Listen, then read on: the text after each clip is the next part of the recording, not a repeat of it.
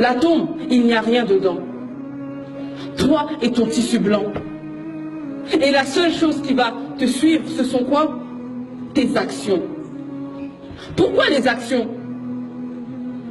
Pourquoi les actions? Car lorsque on va te mettre dans ta tombe et qu'on va t'enterrer, c'est là que va commencer la vraie vie. C'est là que va commencer l'interrogatoire. Et c'est là que vont venir deux créatures d'Allah, Munkar et Nakir.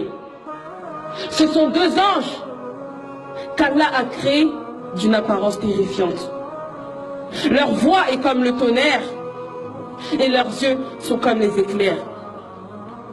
Et lorsque ces deux anges vont venir à toi, ils vont te poser seulement 3 questions. Ils vont te poser 3 questions. Man Rabbuk? Qui est ton Seigneur? Ma dinuk?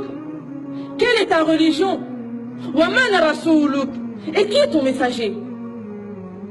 Et le prophète alayhi salatu wassalam a dit, dans cette situation, il y aura 2 catégories de personnes. Quant au croyant, il a dit le croyant, il n'a pas dit le musulman.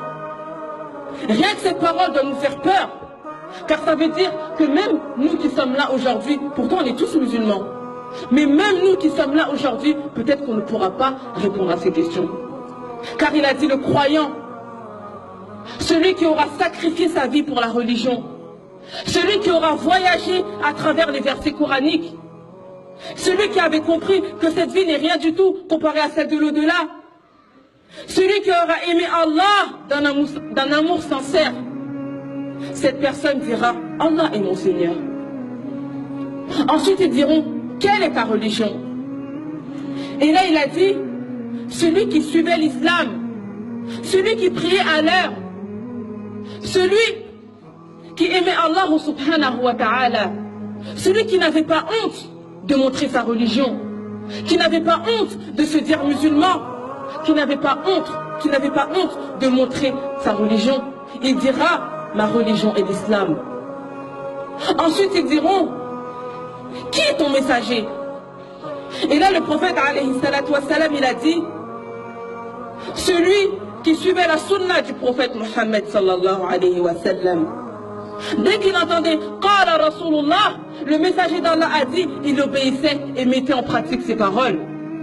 Cette personne dira Mohammed sallallahu alayhi wa sallam est mon messager. Allahu Akbar. Et cette personne-là, elle aura réussi. Cette personne-là,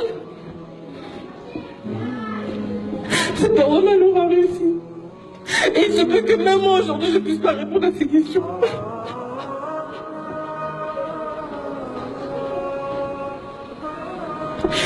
Cette personne-là, elle aura réussi.